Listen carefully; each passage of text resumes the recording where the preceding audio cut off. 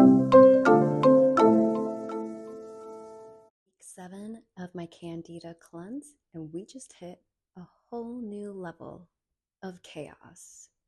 I'm talking insane headaches to the point where they're migraines, realizing that I still can't eat fruit. I ate some blueberries and blackberries and strawberries to give myself some antioxidants. Yeah, no, my headache in my head, I was getting like migraine symptoms. And then I find out that I am very sensitive to histamine. On top of it, I found that out the hard way because I had some rotisserie chicken. I was so excited about having rotisserie chicken because baking fresh chicken all the time is a lot of work. And then I traveled this past weekend and I was like, yes, this is easy on the go food. But come to find that, yeah, I can't have meats that have been sitting out for a while. Like I knew I can't have like beef jerky and stuff, but I didn't know that that would be the same with rotisserie chickens. So yeah, I learned that the hard way. Ouch. And on top of that, I can't even eat avocados anymore, which I've been doing every day since January because those are also very high in histamine. So yeah, I had like 4 days where that's all I was eating, and yeah, terrible, terrible migraines. Been taking my magnesium supplement twice a day, yeah, to help with my headaches. So there's that. And then also I had some chocolate, right? Well, I just recently found out that chocolate is high in histamine. So this week has honestly, I'm like, wow, I'm like, things were getting good, but now we are. I don't know how this is not talked about more. Now, on the plus side, the positive side is yes, this is a lot, but hey, this is all feedback from my body, right? My body is working so hard because it loves me so much and it's just trying to pump out all these toxins. There's so much in here, you guys. We're talking about at least 10 years, a decade of toxins that have been here and there, collecting all of that. And that's something that's super important to really think about and take seriously, especially with your body. Like a whole decade. Can you believe that? So, honestly, I am so proud of my body. I love you so much. Thank you so much for caring for me.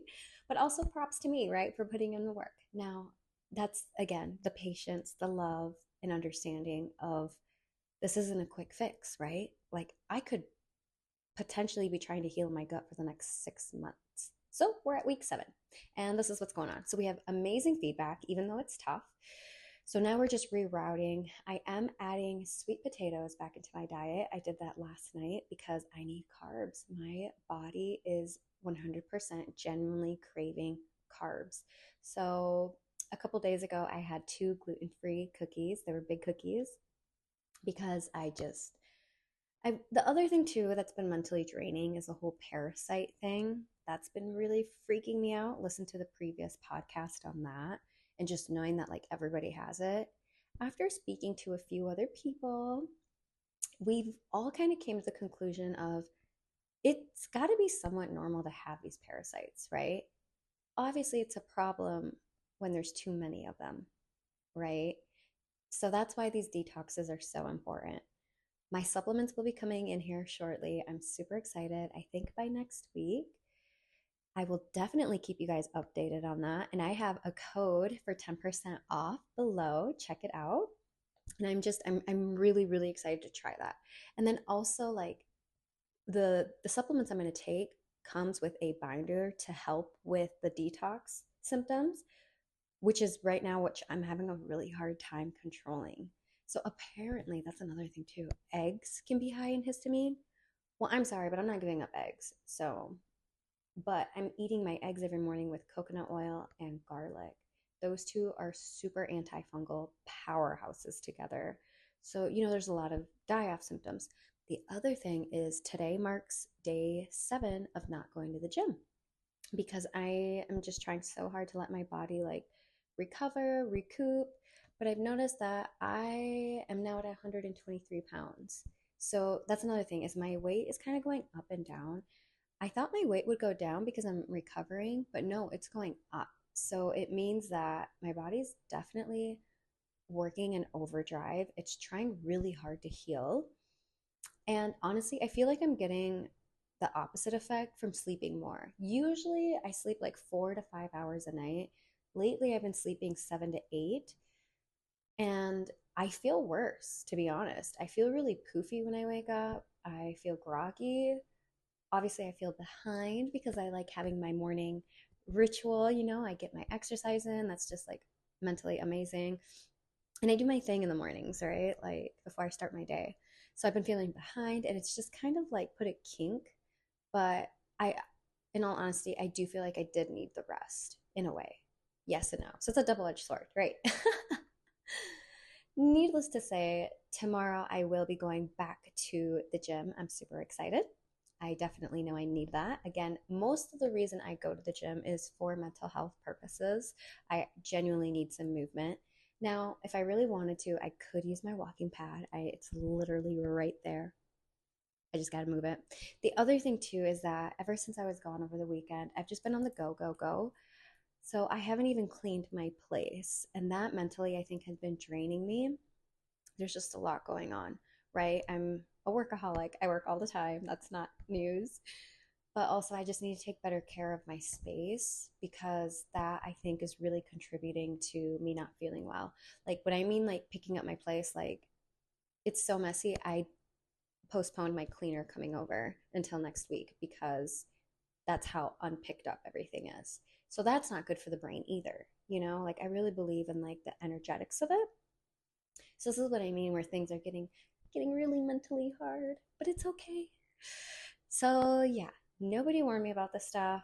I am now wondering about other people with their candida journeys and stuff like how like they say, right, take your medication and then you're fine. Okay, but what about the people that like don't go to the extent that I'm going of like eating super clean, having these die off symptoms? Like, I want to know about you or anyone you know. Like, what do you do when you find out you have candida? Like, do you just take the subscription or like the medication that you are given and then just la di da di da go on beyond your day and you still keep the same diet, don't cut out refined sugars, all of that? Like, do you just keep living day to day? Because I'm really wondering, like, does it actually even go away? Because look at me. Look at everything my body's going through, and that's 10 years, 10 years of symptoms. So, yeah, something to really think about, y'all. Something really to think about. The other thing, too, the reason it's so important to really take care of your body and learn from it is because we're living longer than ever, okay? I think they say it's what, upper 70s, 80s that you're expected to live. Well, technology is only getting better. Medicine's only getting better. Honestly, I find it very incredible to see that, like, we can stay alive, you guys. Our bodies are very resilient, so resilient. Whether you're on medications for the rest of your life, you're taking certain things while you're sleeping, like, we are resilient beings. How awesome is that? It's just up to you on how you want to keep living, right? Now, there's a few stories that I know of where, like, actually, let me backtrack a little bit. I came to this conclusion in the very beginning of my health journey. I've always been a little health conscious, mainly just to like want to look skinny, yada, yada, yada. In the 90s, we were all fed, look super skinny, right? But where it started to get really serious for me was my first job. I was a CNA. I was 16 years young. And I noticed in a nursing home that your habits catch up to you. Why? Again, we were now just barely seeing people going into retirement homes, right? People are living longer. And the sad part about a lot of these people that were admission into the nursing home is because most of the time they only had a few more years left. Some had quite a few, they were pretty independent, but a lot of them would spiral. And then obviously there's a nurse that walks around with a med cart and gives medicine. And then there was this one specific person, I'll never forget. They were very young. They were like in their late 50s, and they were there because they were so overweight. They couldn't take care of themselves, and we needed a machine to literally help them use the restroom. That's when I was like, whoa. I'm like, I bet these people, all these people that were there, and there was all kinds of different conditions, right? Just go to a nursing home, you'll see. I bet none of these people expected to be here this long. I mean, we're talking 70s, 80s, 90s. We even had 100-year-olds in there. And that's when it really, really hit me. I was like, oh my gosh, like, you really got to take care of yourself now, because you dial in. For me right now, right? We're looking at December, maybe the beginning of next January, until my gut is fully 100% healed and I'm good. I'm good to go. Okay, there's that. For what? For the rest of my life, all the way until I'm like 80, 90. I'm praying to see over 100. That's okay. I can invest that time, right?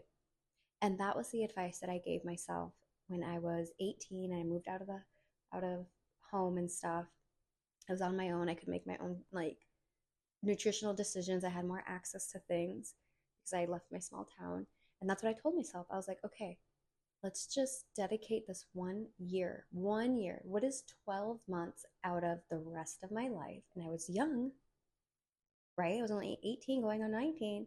I was like, what, or even if I had to go 2, 3 years, so what? By the time I'm 20, for the rest of my life to be healthy and feel sexy, like it's kind of a no-brainer, right? So I did it and I put in the work. And that's when I quickly realized I was like, a lot of people are just not putting in the work enough because it's hard. It is so hard. And go back to that one podcast of the 30, 60, 90-day rule. That's how I came up with it. So I hope you all like this and enjoy it. Let me know your comments below. As always, check out my calendar to have a little bit of guidance on where you can start, because yes, this is all overwhelming, but I'd be more than happy to put you in the right direction. And until the next episode, be healthy, feel sexy. Mwah.